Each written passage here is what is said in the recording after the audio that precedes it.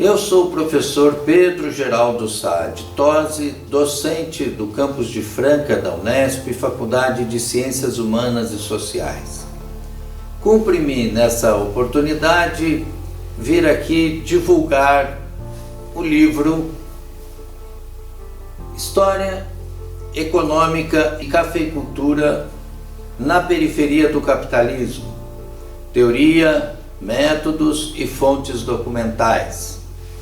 Esse livro é uma recolha de vários artigos escritos em diversos momentos das nossas trajetórias intelectuais, incluindo o professor Rogério Nax Faleiros, professor Rodrigo Fontanari e eu, Pedro Tosi. Em plena pandemia, nós resolvemos fazer um projeto, já que nós compunhamos um grupo de pesquisa, de transformar grande parte daquilo que nós havíamos pesquisado em um livro que tem a cara de um curso de História Econômica, tendo como foco o complexo cafeeiro, o papel que o complexo cafeeiro teve no surgimento da sociedade do complexo cafeeiro, da sociedade mais especificamente do estado de São Paulo e adjacências do sudeste brasileiro. Esse livro é composto na perspectiva da concepção da economia mundo, tendo o mundo central do capitalismo como centro e as regiões que coadjuvam com o processo de valorização da riqueza e, obviamente, de transformação das sociedades nas quais essas atividades econômicas se desenvolveram. Escolhemos, portanto, a cafeicultura para dar sentido ao nosso trabalho de pesquisa, para dar coesão teórica, consistência metodológica e viabilidade do ponto de vista daquilo que se tinha de documentação. O livro História Econômica e Cafeicultura na Periferia do Capitalismo tem 207 páginas. Ele é dividido em 7 capítulos, mais ou menos distribuídos da seguinte forma: um capítulo inicial, no qual é discutida a ancoragem historiográfica da abordagem em história econômica. Obviamente isso remete à École des Annales, remete a Lucien Febvre, remete a Fernand Braudel e outros mais. Mas não ficamos por aí.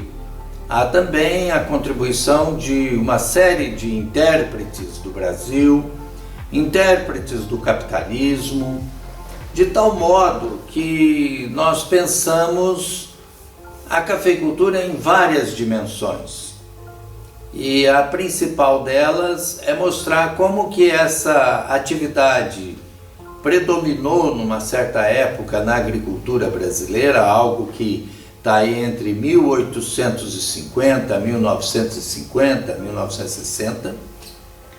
Portanto, é uma atividade econômica que coincide com o período da chamada Belle Époque, que coincide com o período do fim da Belle Époque, a emergência do mundo contemporâneo, do modernismo, da modernização.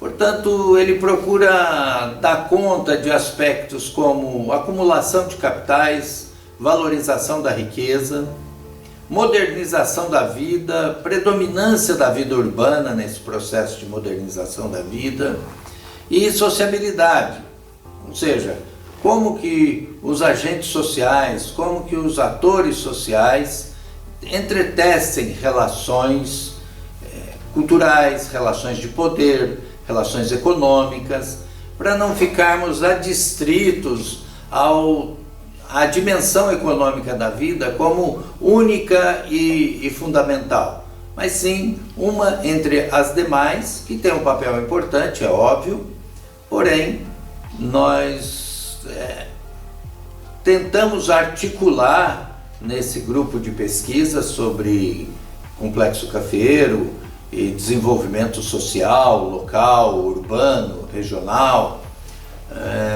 numa perspectiva de dar sentido aos bases fundantes dessa sociedade do Sudeste do Brasil. Pois bem, nós tratamos, além disso, um capítulo exclusivamente teórico e metodológico, é o segundo capítulo, que aborda especialmente a contribuição de Fernand Braudel e Manuel Wallerstein, para articularmos essa coisa da expansão do capitalismo na era moderna, as suas várias transformações. Depois nós trabalhamos com o complexo cafeeiro em várias escalas. Inicialmente numa escala mais ampla do mercado mundial, do grande momento em que o café é objeto do Acordo Geral de Tarifas e Comércio, em que trabalhamos com o Instituto Brasileiro do Café, com cotas internacionais, e essa é uma abordagem mais ampla. Depois disso nós vamos reduzindo, aumentando o foco da nossa lente para capturar pequenas cidades, pequenas lavouras, para entendermos se aquele método de abordagem era viável também para as especificidades locais. E me parece que daí nós chegamos a estudar cafeiculturas menores, formas de financiamento. Há um dos capítulos que se chama Hierarquias e modalidades do crédito no complexo cafeeiro, no qual nós tratamos exatamente as escalas de financiamento, as diferentes taxas de juros, os tempos e como que isso influenciava na taxa de acumulação e, óbvio, também influenciando no enriquecimento de grupos sociais distintos. Enfim, como não poderia deixar de ser,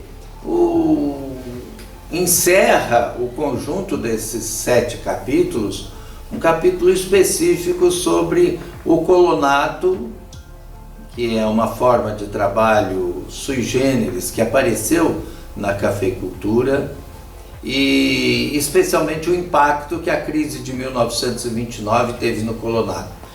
E nós então procuramos deixar ao longo da obra um conjunto de indicações de fontes documentais, onde que se encontra registros sobre trabalho do colonato, onde se encontra registros sobre financiamento, enfim, cartórios e museus e lugares onde nós fomos colecionando documentos que nos municiassem nessa empreitada.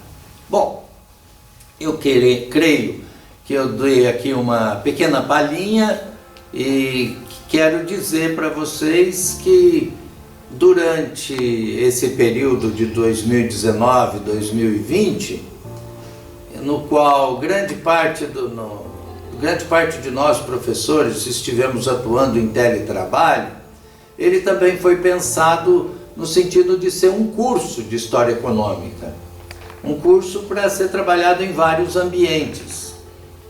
E está aí então a obra para o consumo. A editora é a editora da Universidade Federal do Espírito Santo, e eu tenho aqui de público a agradecer a todos aqueles que se envolveram para que esse livro pudesse chegar ao público.